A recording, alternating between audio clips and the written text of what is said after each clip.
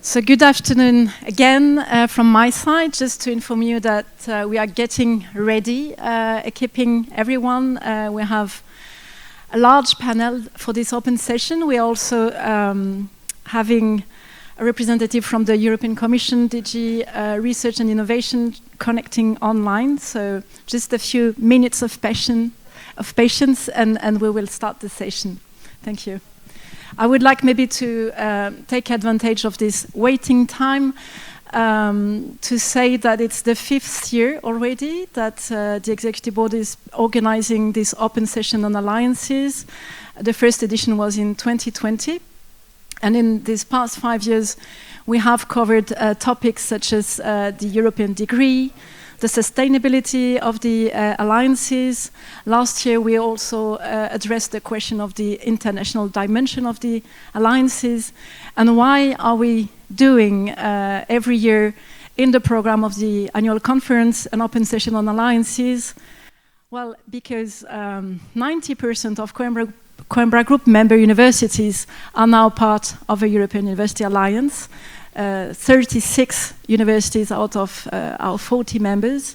But the Coimbra Group is also associated to 6 alliances, Charm EU, EC2U, Circle U, Uniwell, Una Europa, and Arcus. We as a group of university, we are then a very important actor of the European Universities Initiative, but we are also very engaged, as was recalled this morning, both by Commissioner Ivanova and by Tine. We are also very active in co-developing the initiative with the Commission and helping with the experience from our members, the Commission and the Member States to improve the initiative. So let's wait a few minutes before we welcome everyone on stage and online, and we will start. So good afternoon again to all of you in the room and also to all of you who are following this session behind your screen. We are now all settled on the stage. We still have some IT issues, some connection problems with Manuel Aleixo from the Commission's DGRTD, but I suggest that we start, and if we manage to connect with him, he will join the session while we are talking, and otherwise Tina has kindly suggested that she would represent the European Commission as a whole, in any case. So I'm delighted to welcome on the stage a representative from 6 European Universities Alliances with Coimbra Group members, but also, again, with us, a great pleasure to have you, Tine Delva, Deputy Head of Unit of the Higher Education Unit at DG EAC in the European Commission. So as I was saying, this is the 5th edition of this open session on alliances. And in the past, we have often been a bit front runners on addressing topics that alliances are sometimes struggling with. And I was commenting that we already addressed, for instance, the question of the European degree already in 2020. We addressed in 2021 the question of the sustainability of the alliances. And this year, we decided jointly with the University of Turku and Obo Academy to connect this session with the overall theme chosen for this annual conference. And I think if you remember what Commissioner Ivanova said this morning, that we did very well, because Commissioner Ivanova mentioned immediately the European Universities Initiative as one of the first and foremost initiative of the European Commission to make education and research more impactful together. So today we have only 1 hour, and now a bit less than 1 hour. We want to hear from the alliances what can we learn from you when we talk about synergies between education and research. Interestingly, this morning we heard our keynote, Professor Gianni Eola, emphasizing how research funding calls often do not include an educational dimension. And he was explaining how, with his institute, they are forcing a bit the existing calls. But with the European Universities Initiative, we're on a country model. The initiative was launched with the funding under the European Funding Programme for Higher Education, the Erasmus Plus program. And only after that initial funding phase, the European Commission also launched in 2020 the SWAFS call under the Horizon Europe program, and 17 projects were funding. And the objective of that SWAFS call was to utilize the European Universities Alliances as test beds. We have heard a lot this word in the past 5 years, but the alliances are also expected to serve as test beds for exploring support for institutional transformation in their research and innovation dimensions and implement effective synergies between Erasmus Plus and the Horizon Europe program. So I will now turn to you. We wanted to follow the same rules as the 3MT competition that has just occurred. And we have asked the representative from the 6 alliances to present one concrete initiative. So we have asked each of you, how can you illustrate with one concrete example, one initiative, one program, how your alliance is fostering the synergies between education and research? Has this achieved impact already? And are you struggling with any challenges when doing this? And you all have 1 slide and 3 minutes. I will call first Eva from, I have decided to follow your rule, Pia. I will call you by your first name, if it's fine. So Eva, you are representing the 4EU Plus Alliance, and you are Vice Rector at Charles University. You have 1 slide and 3 minutes to describe how 4EU Plus is fostering synergies between education and research. So the slide, just maybe to comment that the slide bears the name of Ladislav Christofkek, the Vice Rector for Research, who initially was supposed to present, but yesterday evening had a last-minute impingement, and Eva has kindly accepted to take over last minute. So thank you very much. The floor is yours. Thank you, Emmanuel.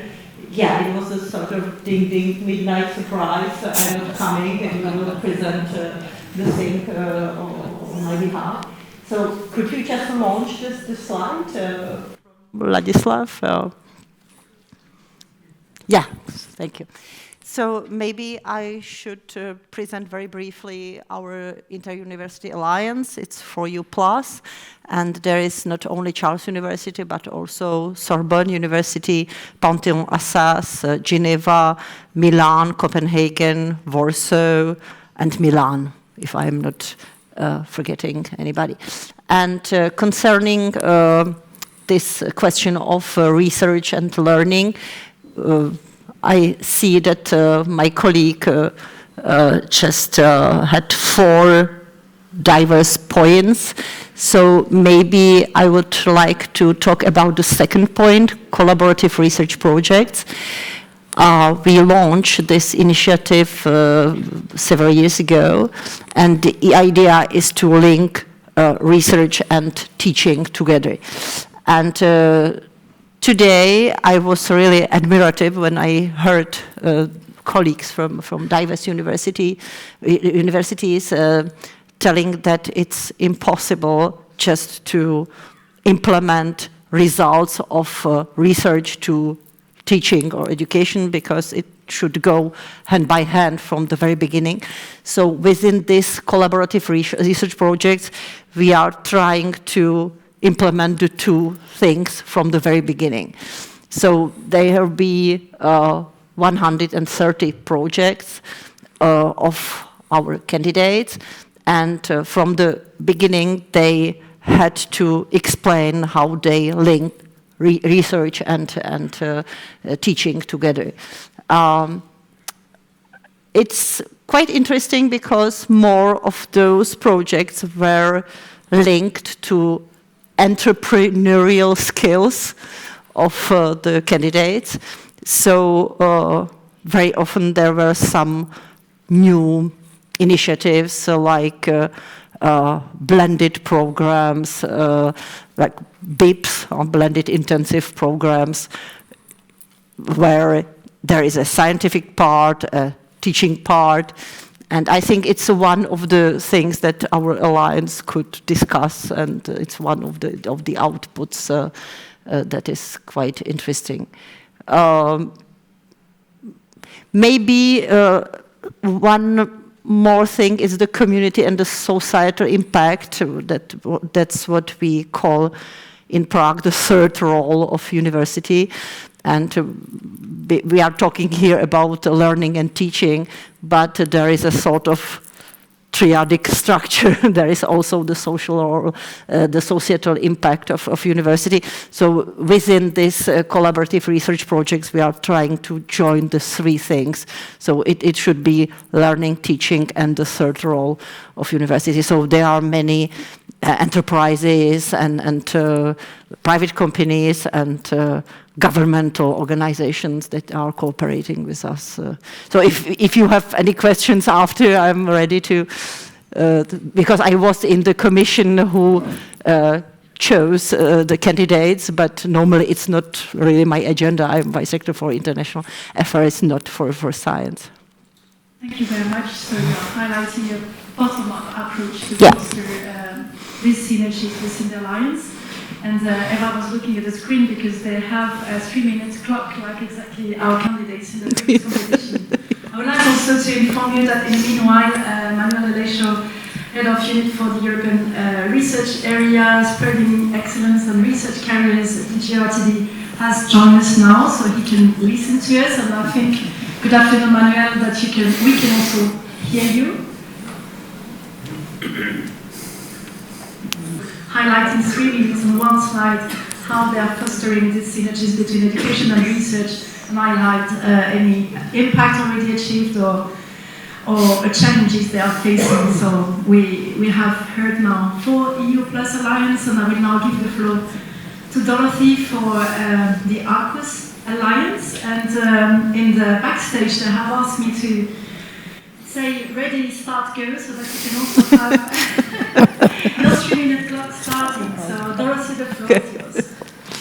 It is a little daunting to be here with that clock, particularly after seeing the students who did everything so very well. Can you speak a bit louder? Louder? Is that better? As I said, a bit daunting. Give me some extra seconds. When I was asked to choose one single initiative, I thought I would try to choose an initiative that brings together, in a very integrated way, education and research within the ARCUS Alliance, and I've chosen the ARCUS collaboratory programs.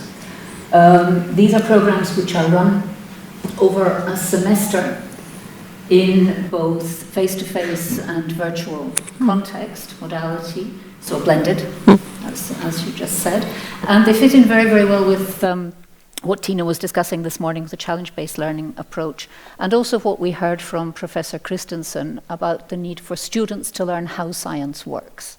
So the idea of these collaboratory programs is they're organized around a broad theme with the participation of undergraduate and postgraduate students, early stage researchers, senior researchers, those unique inputters which Professor Irola was speaking about this morning in his keynote, local companies, local institutions, NGOs, and so on.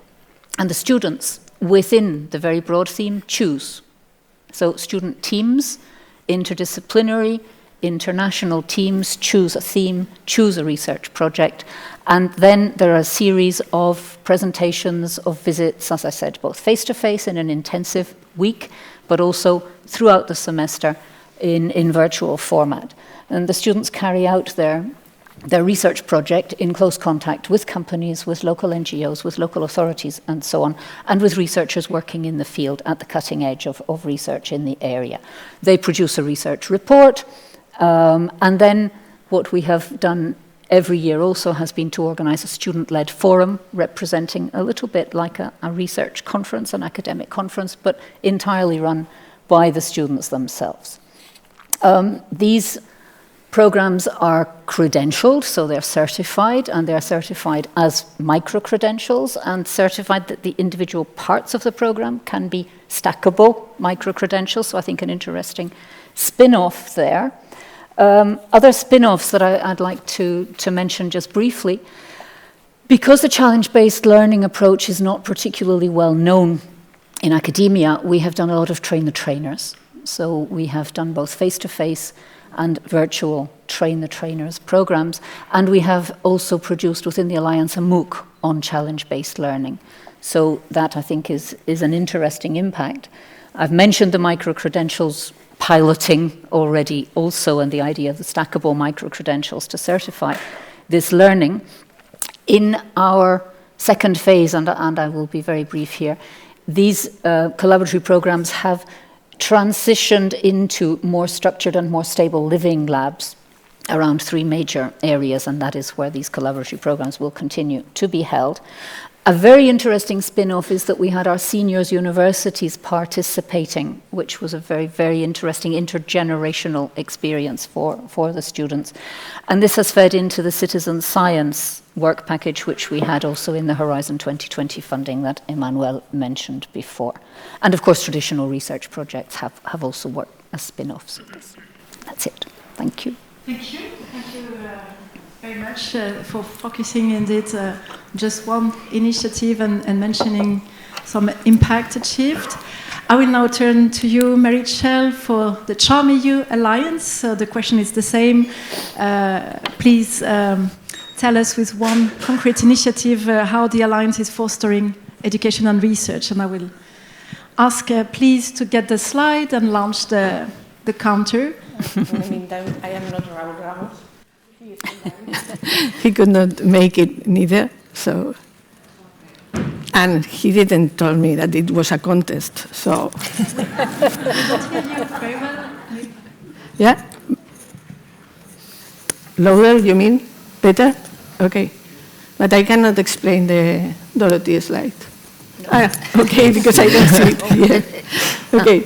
So very quickly, just to explain that Charm EU is not just an acronym. We are all very charming, but this is not the reason. So I have highlighted 2 elements that are important in our mix of education and research. That is challenge-driven and research-based. We are almost all the universities research-intensive, and we have put this in the center of our activities. So the important thing that we are, or the nexus of this, is the knowledge-creating teams. These are the teams similar to what the others had said, made by senior and younger or junior researchers, but also external stakeholders, and in some cases, students too. So we have, these are the groups that are, on the one hand, formed to create innovative curricula, skill-oriented, and also to form research teams that find spaces for applying to calls. As Dorothy said, in the center you see the figure of the challenge-driven model that we also use to train the teachers. And I have put some examples of what this is about, okay? So everything we do in research or in education is challenge-driven research based. And on the one hand, you see 3 examples, some global, others local, of the master thesis that the students does. And some of them has made publications. And on the other side, some challenge identified and some proposals that we are working. Of course, the doctorate is always a mix between both, and we are trying to innovate also in a team-based doctorate. So this is how we work in Charm, and this is the base. And just to make another evidence of how we want to manage both things together, we have only one academic council. We don't have an educational council or a research council. We have just the same people checking everything. And also, of course, in the knowledge creating teams, we have people that is in the programs and in the research, but not all of them.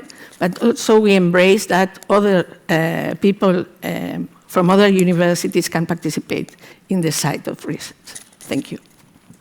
Thank you very much, and you make it on time. Maybe I win.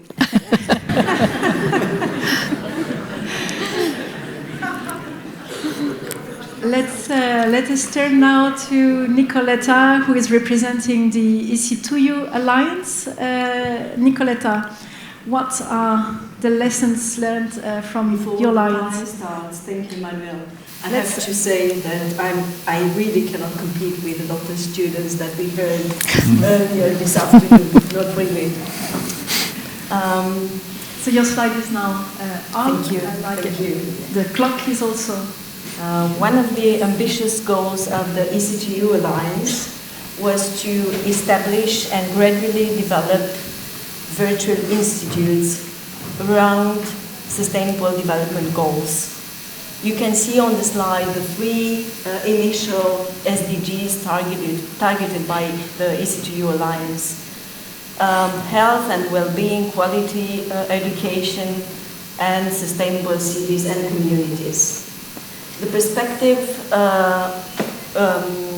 widened recently with two more globally relevant aims added to the three SDGs, and it is about peace, justice, and strong institutions, as well as life on land. I presume you already wonder what are the virtual institutes, because the name sounds a bit intriguing. Well, the VIs, as we call them among Alliance members, are joint academic initiatives without any physical walls, bringing together international, interdisciplinary teams of students, teachers, researchers, and innovators as external stakeholders from the Alliance members.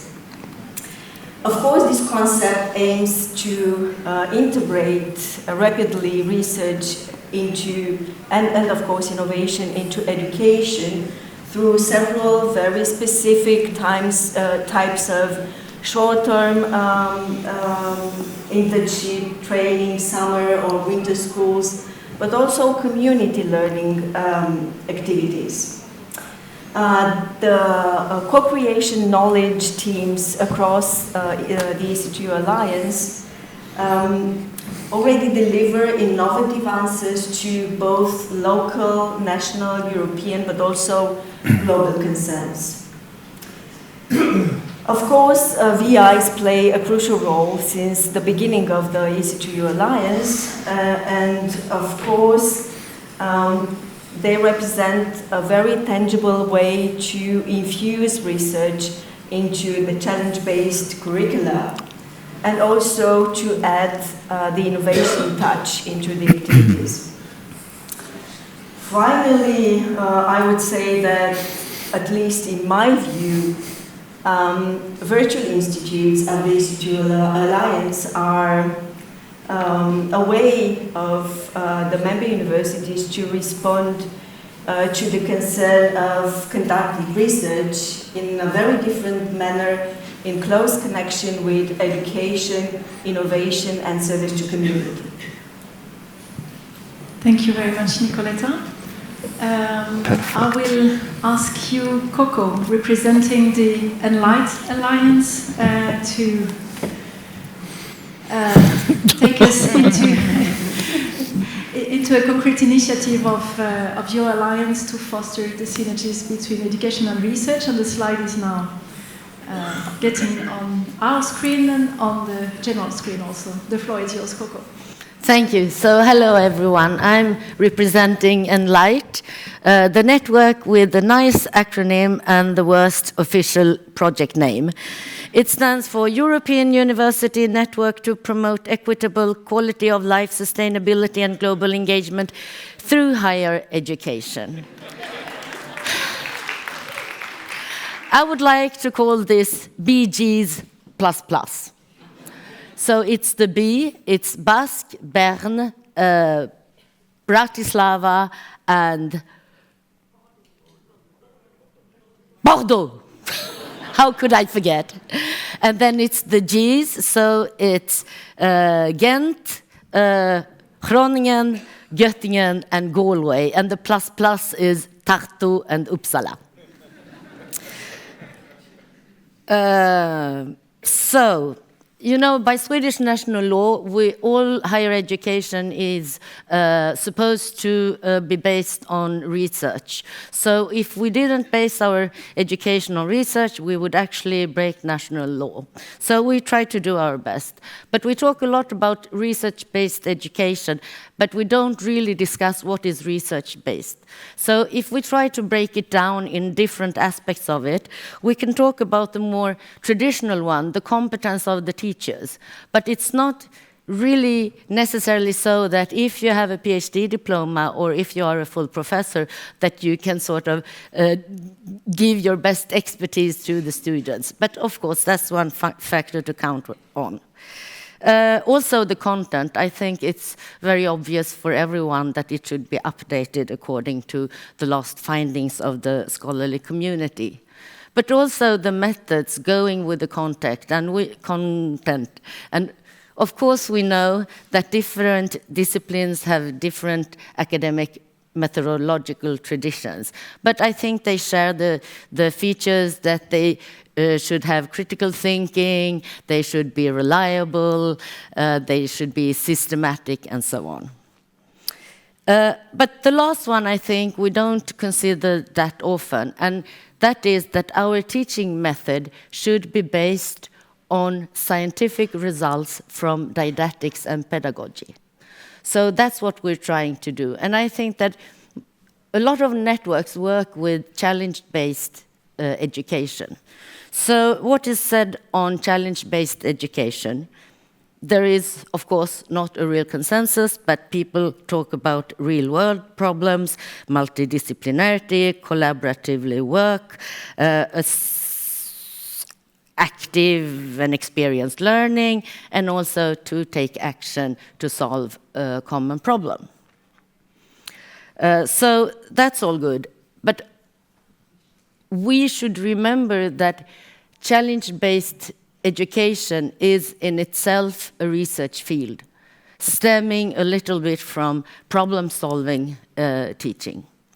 And there are people, in particularly in Ghent and in Uppsala and other places, that are active scholars within this field and also participating and contributing to what we are trying to do, and that is a teaching program in the challenge-based education teaching program, where we offer 3 sessions, 1 theoretical, 1 more practical, and then put to application. I am very soon sitting here 3 times a year, 3 participants, and the conclusion is that if we have a lot of teachers taking this training program, it's a gift that keeps on giving. Thank you. So you are both implementing the synergies, but also researching on what these synergies mean. And last but not least, I would like to invite Stanislas, representing today the Una Europa Alliance, to share with us one concrete initiative implemented by your alliance to foster these synergies between education and research. I will ask our colleague to put the slide, and it's now on the screen, and the clock will soon appear. The floor is yours. Thank you. I am terrified not to be disqualified, but I count on the generosity of the jury, that is you, that you will allow me to speak these 2 seconds more. I have the pleasure to represent Una Europa now alliance of 11 universities sharing the common conviction that we are really, our goal is to foster creative and critical thinking, which is the baseline for outstanding research and problem-oriented teaching. I have, similar as for EU+, the example of our seed funding initiative, the longer perhaps initiative, in which we incentivize our researchers and teachers to come together and coordinate efforts to propose in a bottom-up manner activities which can then, when proven successful, can be taken by the whole alliance to implement. And in this way, we, for instance, extended our original 4 focus areas to 6, and in the first such extension on health, resulting from the research cooperation, the community has already come up with several teaching units which are well anchored in this research. Another example I would like to show is our support for a joint PhD study program in the cultural heritage area, UNAHER-DOC, where the students not only take part in schools organized commonly in joint seminars, joint courses, but there are also, if you wish to say so, hard results of that activities. We have started a new book series, Una Europa Cultural Heritage, published in Bologna, with the first volume, Dissonant Heritage. It's open access. Please inspect what the results of these activities. Finally, I want to stress that those focus areas, where they are governed by steering committees composed of researchers and teachers, are working hard to transform themselves into so-called interdisciplinary hubs, where we intend to still foster stronger linkage between research and innovation, teaching and learning, and similarly social outreach. That's also very important. In this way, I think that we are realizing our main mission as all the alliances, that we are creating new, modern, transnational university of the future. Thank you.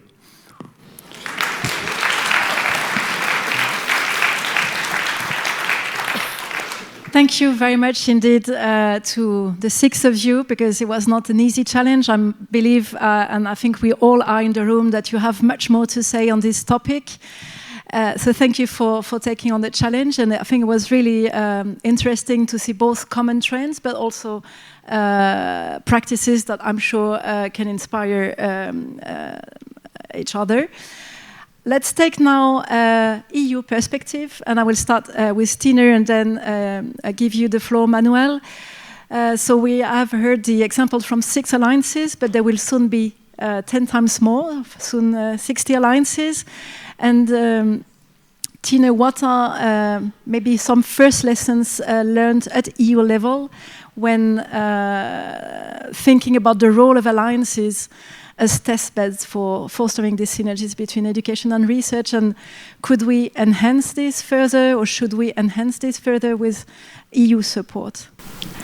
Yes, thank you, Manuel. A pleasure to be here again this afternoon, together also with Manuel from the research department, because of course from the Commission side we are supporting the European Universities Initiative since 2019. We have come a long way since then. What the alliances have managed to do has been impressive in terms of bringing different universities together and working on joint long-term strategies for education, also linked to R&I. So, and in this sense, this initiative at the European level has really managed to implement this synergies between research and innovation, as has been the topic of today's conference. So, and what we see is that the alliances in their initial years, of course, it took time to put up the structures, but now we see that really they are taking down the activities to where they belong, to their students and to their staff members. And what we see is, of course, that for the future, it's important to reach out to more students and more staff members, more academics, more researchers, so that really this synergies between research and education can even be increased. Because from the Commission side, if we think from the policy side, we have a European education area, we have a European research area, but of course, for both of them to succeed, they need each other. So this is where an initiative as the European Universities Alliances is ideally placed to make this happen. In this sense, the alliances, in view of the Commission, they are really acting as test beds of further tearing down those barriers. They can really help build the European education area in providing a learning mobility for all, and also implementing the framework conditions that can help us also to build excellence in R&I, thereby implementing also implementing the ERA policies. We have seen great examples today of how to do so. Think about the challenge-based approach that was mentioned. I think it's called differently in different alliances. Some call it innovation hubs, knowledge labs. So different words are being used, but basically it's often really trying to tackle those societal challenges, bringing students together with researchers, with academics, with regional actors, with businesses, with civil society, and therefore really trying to tackle the challenges that our societies are facing. Having said that, of course, we realize that this requires quite some efforts also from the alliances, as this is being transformational. Also, you are facing the barriers that sometimes are imposed from the regulatory level. So this is where we will continue to support the alliances.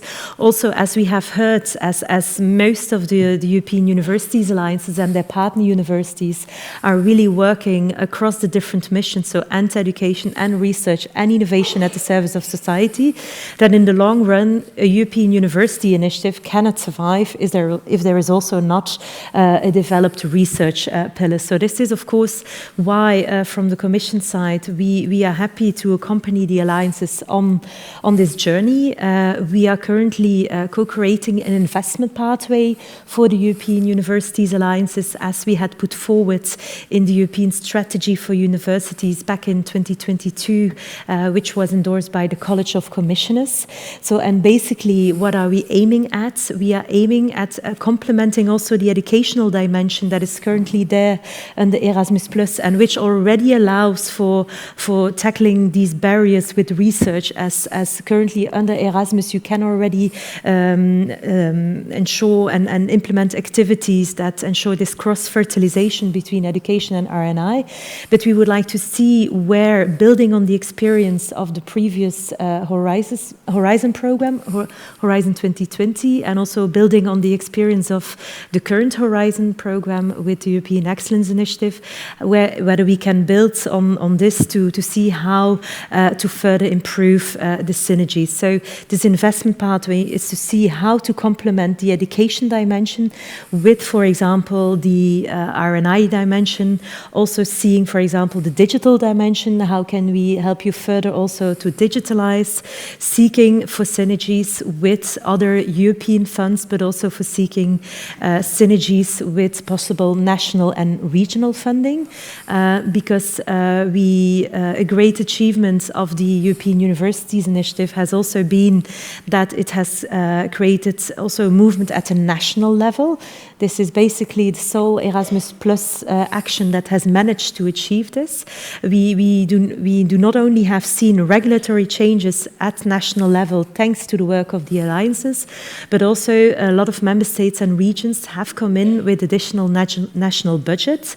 And of course, this is wonderful to see, but now, of course, we need to see how we can make sure that all these funding streams go in the same direction and do not have contradictory rules, while at the same time not trying to reduce the administrative burden linked to the application, linked to these different funding streams. So this is where in the next couple of months we will continue to work together with the sector and with the member states. Thank you very much, and I'm sure there will be some questions around this, maybe anticipating already. Manuel, thank you very much for being with us online. I guess it's not that easy to follow from Brussels, but we are really delighted to have you, and thank you for your time. You represent the Director General for Research and Innovation. You are working hands with the Director General for Education and Culture, but you're also following different objectives. So what are, from your perspective, the key lessons learned at EU level when it comes to the synergies between education and research as they are fostered by the alliances, and how could we further enhance this at EU level, or should we further enhance this at EU level? Thank you. Thank you very much, Emmanuel, and first of all, good afternoon to everyone. I'm really sorry that I can't be there with you in person. I would much prefer to be in Turku than to be in Brussels. But unfortunately, my other duties required me to stay here today.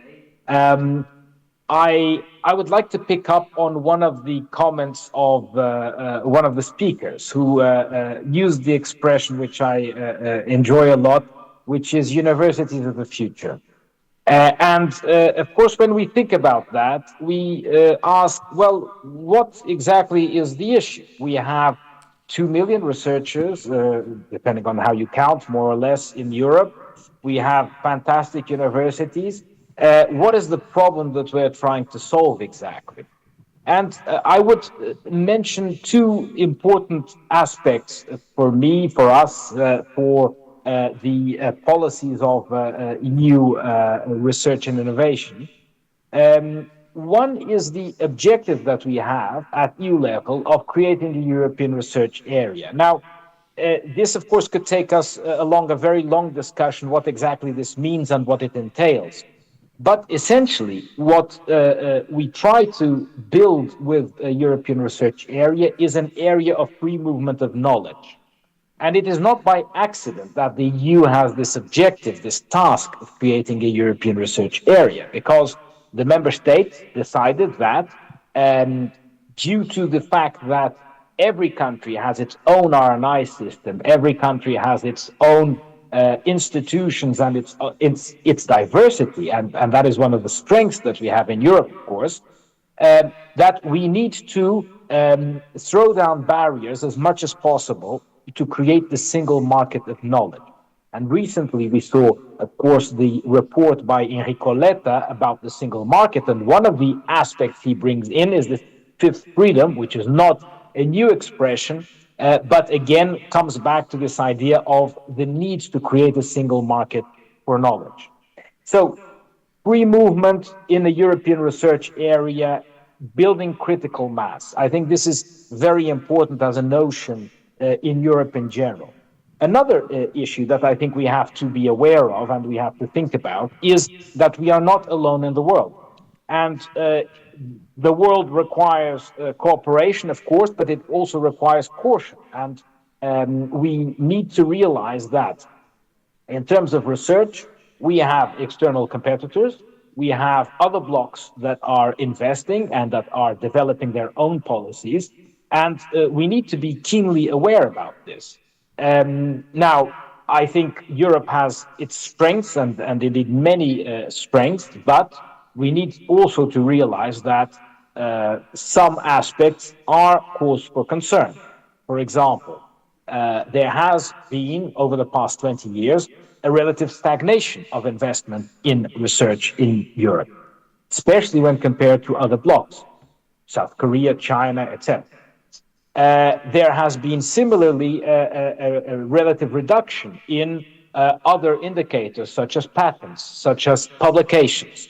So I think it's important to understand our position in the global stage, not only because of concerns about competitiveness, European competitiveness in general, but also about making Europe an attractive destination to bring in talent and to keep talent here.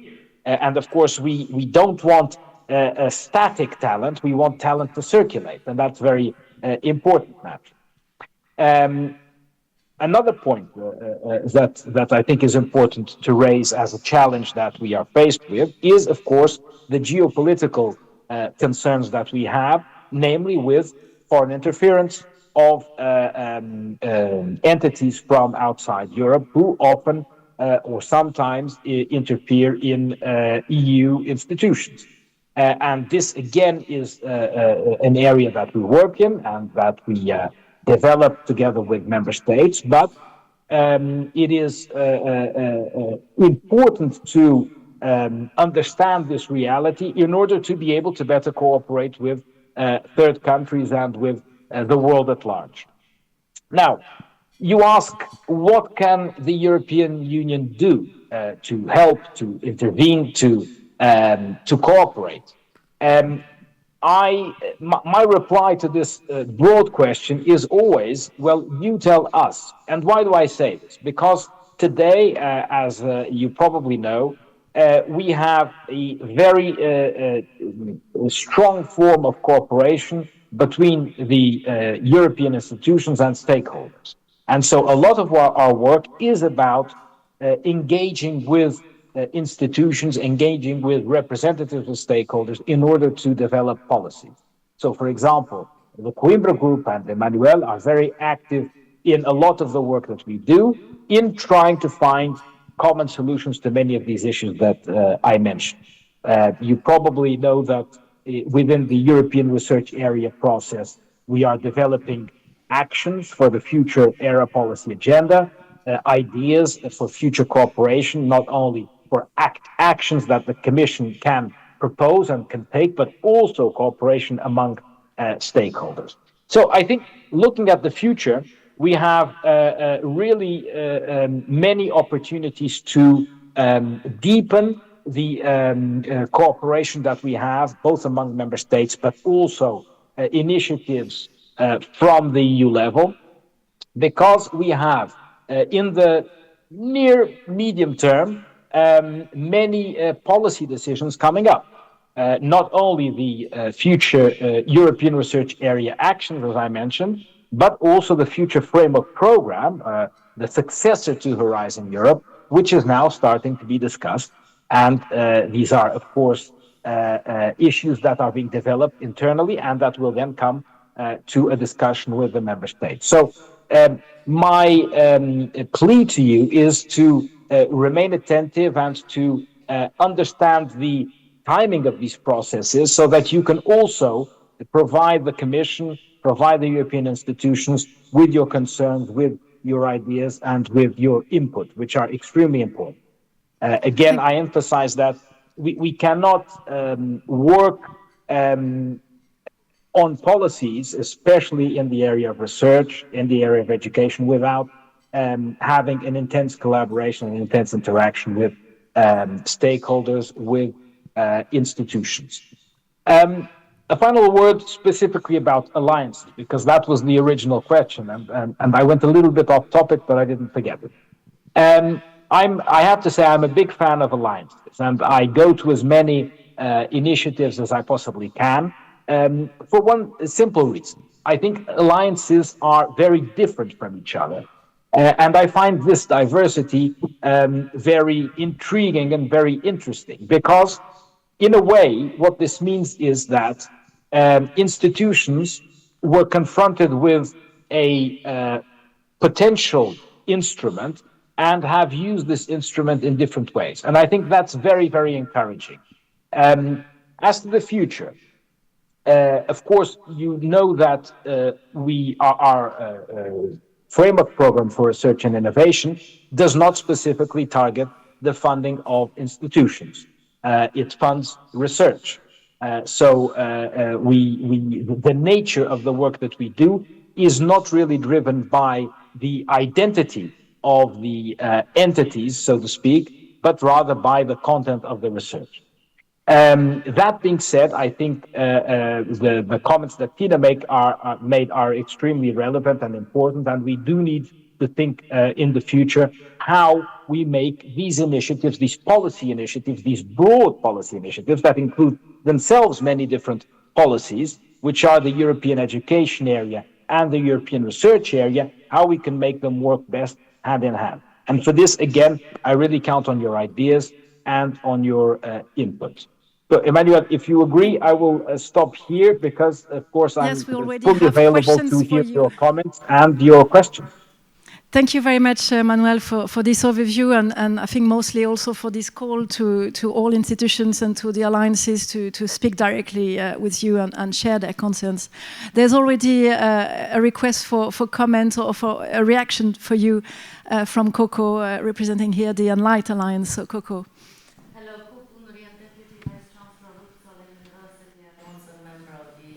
Alliance. You asked us to voice our concerns. Be careful what you wish for.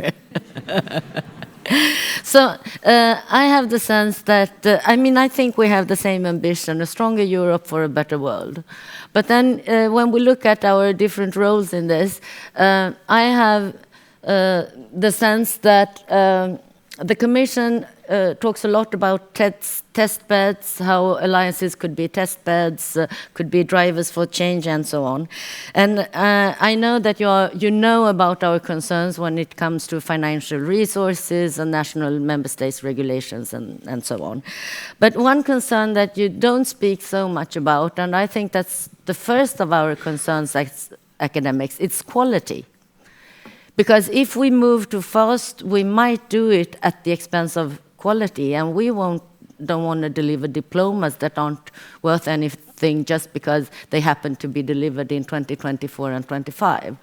So the scholarly and the academic quality is our focus. And I wonder why we never speak that same language. And of course I understand that what your objectives, now I'm pointing at Manuel, it has a lot to do about responding to the challenges, the societal challenges, the political, geopolitical challenges, and so on. But you have to understand that our mind is a lot about academic objectives and scientific quality. So when you are trying to help us, for us to help you, you have to take quality and academic values more into account, I think. Do you want to react, Manuel? Well, I can't possibly disagree with that statement, even though that I'm at a distance, so the risk is rather low. But of course, I fully agree with what you mentioned. Now, I would even challenge you a little bit further. I would try to be a little bit controversial and say, well, we count on you to ensure the quality of scholarly pursuits and academic pursuits. That is something that we think should be your job. Our job should be to put in place the policies, also sometimes the funding when that's also relevant, in order to provide you the conditions for you to ensure the quality of academic and scholarly pursuits. So I think we're perfectly aligned in that, and I couldn't agree more. If you let quality slip, then of course you completely compromise your place in the general system and in the general landscape, and of course when you look at the bigger picture, the place of Europe also in the world. So I agree completely with you. That should be everything that we do has to contribute in the end to a result which increases quality, whether it's academic, research, etc. I completely agree with you. So let's put it like this. We take our responsibility to have high academic quality, and you give us the conditions to do so. We will do our best. That's a deal. There is a second reaction on the panel, and then I would like to open the floor also to the room, so please prepare your question if you have any. So Manuel, there is also a reaction or comment or question from Stanislas, representing here today the Una Europa Alliance. Hello, just two short comments. First, I would like to repeat what I am saying, that please don't treat alliances as a test bed for everything. We cannot do and test everything. So there are some areas like, for instance, research, assessment, reform. We can do something within, but we cannot influence directly our national legislation. And that points to the other comment Tina mentioned, this cooperation with member states. So it was mentioned already in the rectors panel, we need also your help, the Commission help in pressing on member states and on our ministers and governments such that there is first flexibility in our attempts to do, for instance, joint programs. In research, I am physicist, I cannot imagine research without international cooperation, and it worked fine. But in education, we have so different systems that we need some flexibilities allowed, and for that we need your help to push on the ministers to allow those flexibility. And on the other hand, both financing and those system has to be not unified, harmonized, and that we should commonly care that it is really harmonized in the way that we are finally aiming in going the same direction, not being hindered by very different legislation, so which can be made, should be made, at least playing together and not against. Thank you. Thank you, and we are getting a bit broader than the focus of this session. I think there's a last reaction from Tina, and then we have some questions already in the room. Please. Yeah, just also to correspond to the quality question and the fact that it needs time and that it also needs to have the regulatory framework. Know that indeed from the Commission side we are very, very much aware that to deliver the quality and to really deliver on making the European University a reality for a majority of your students and for your staff members, we know it takes time, and we know that this requires resources, and I think there are many people involved here in the alliances. If we are really frank to each other, currently for the European universities to continue exist and to deliver quality results, they need continued funding from the European level, and this is exactly why the Commission is working on this investment pathway, and where also under the next Commission and the next budgetary period, this is what we will be striving for. And indeed, we are very much aware that, especially in the field of higher education, there is a lot of underlying national legislation. This is why 2 years ago we came forward with a council recommendation on building bridges for effective European higher education cooperation. I invite everybody to take a look at it. Unfortunately, it's not legislation, it are recommendations for member states to implement in their national legislations.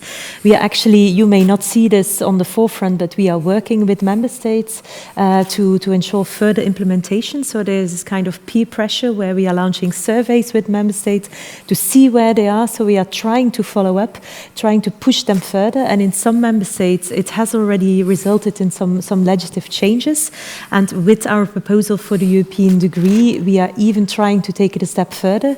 As you know, we have 27 national legislations, often even regional legislations. It's impossible to harmonize all of those. It's not even a desire of the Commission. It's not, we don't have the power to do so. But what we do like to have is that when it comes to transnational cooperation, to ease that. And this is what we want to aim for with the European degree for the students and for the universities.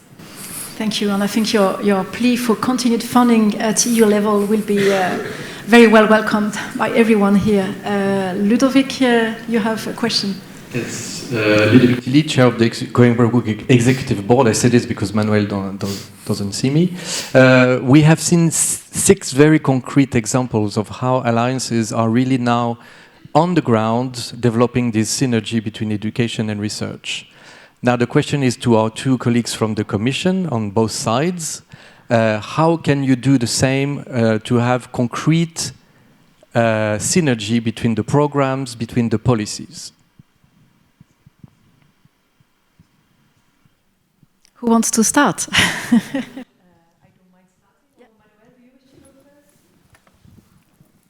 I'm happy to start. I didn't hear what you said, Tina, but if you don't mind, I can say a word about this. First of all, Ludovic, good afternoon. I can't see you, but I can hear you. Thank you for your question.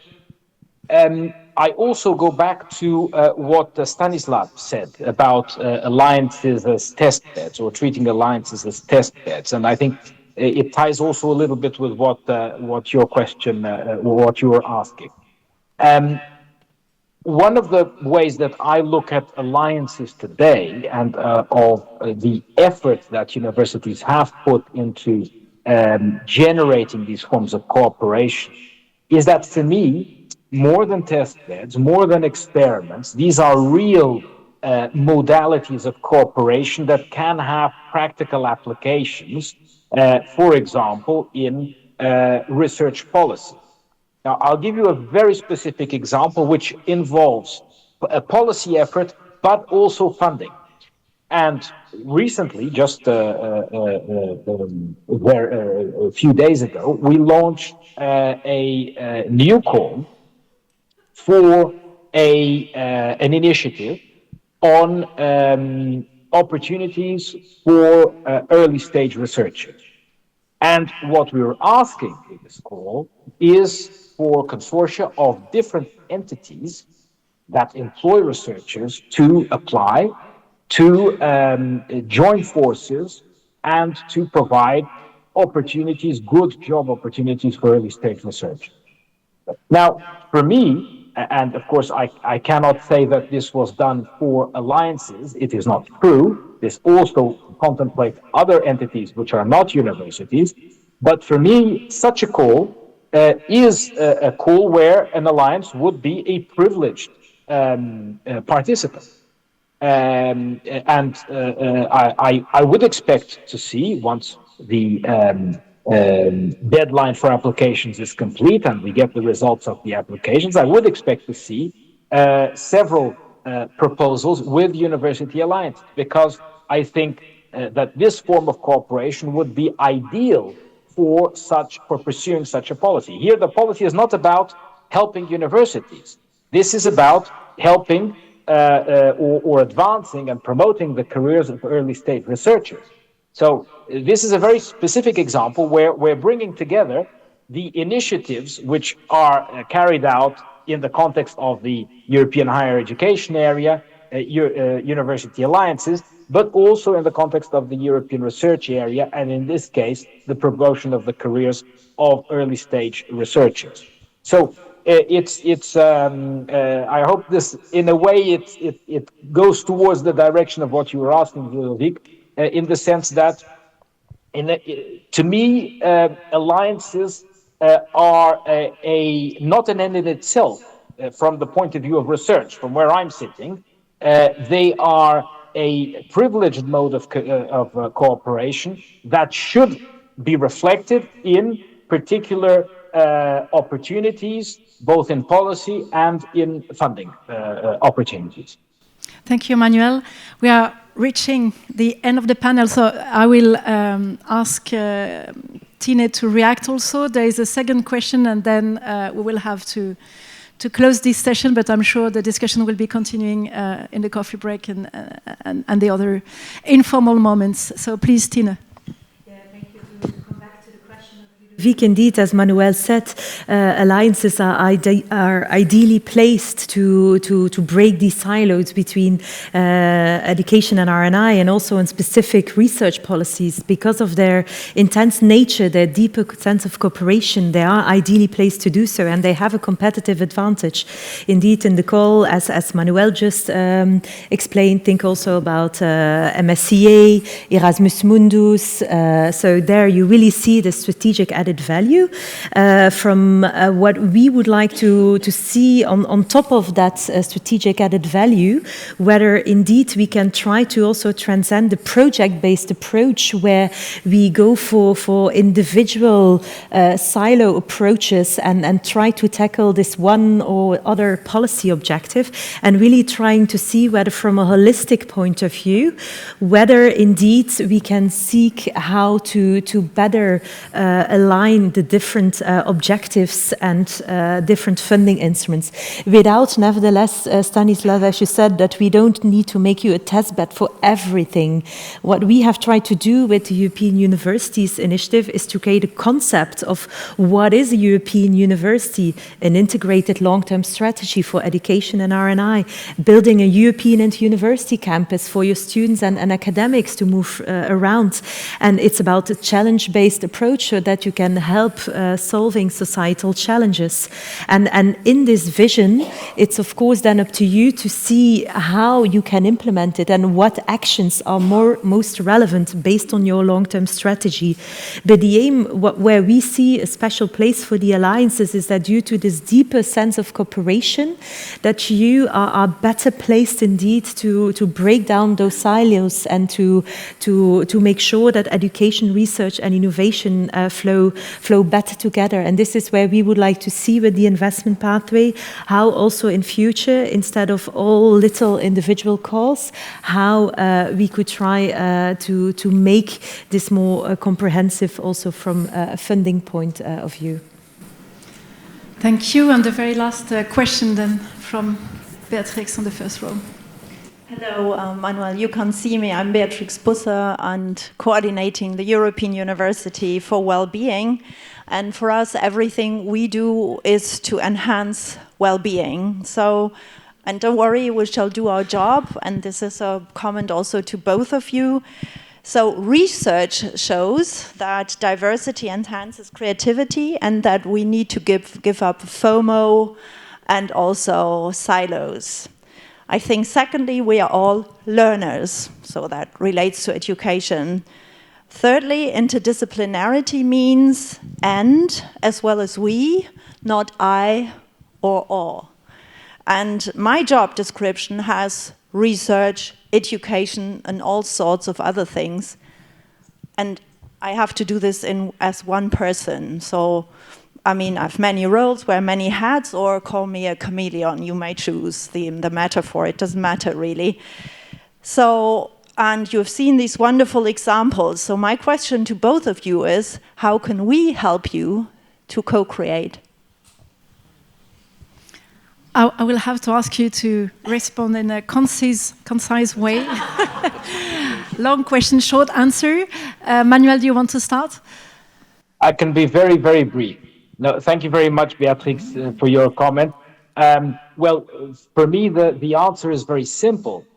We have structures that allow you to make your voice heard and for you to be part of our decision-making process, indeed.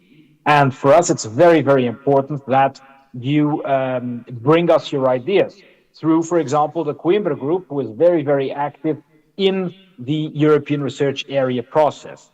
So for us, that's the ideal way to channel your ideas, for example, through the Coimbra group in the ERA process. And that, I think, but Emmanuelle will give her view, no doubt, has worked quite well, because not only are you talking to the Commission, but you're also talking to the 27 member states and also some associated countries. So for me, that is the most important thing that you can do. Make sure that your views are already incorporated in the decision-making process, and not that you are, after decisions are made, that you are making your voice heard, because then, of course, it tends to be a little bit late in the process. So please do make your voice heard.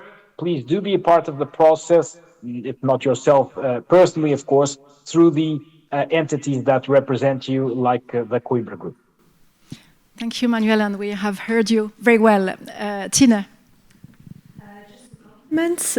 Don't be shy, and please always showcase your added value, not only towards us, the European Commission, as indeed we are in close touch with you, but also vis-à-vis your partners in your countries, towards your ministries.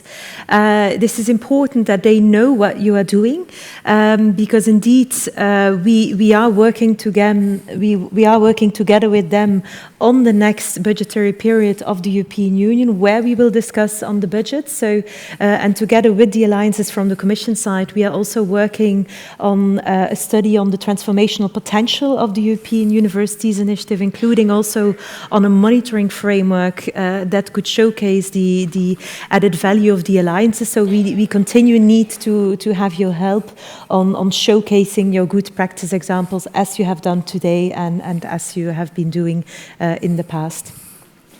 Thank you very much. I think I will invite you to join me in applauding our panelists.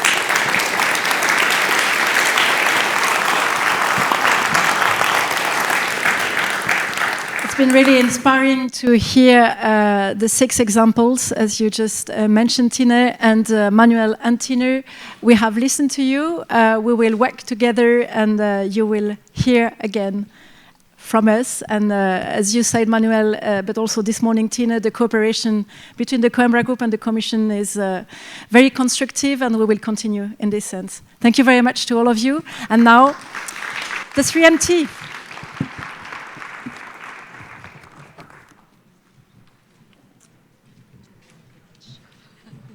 Thank you. You know one thing.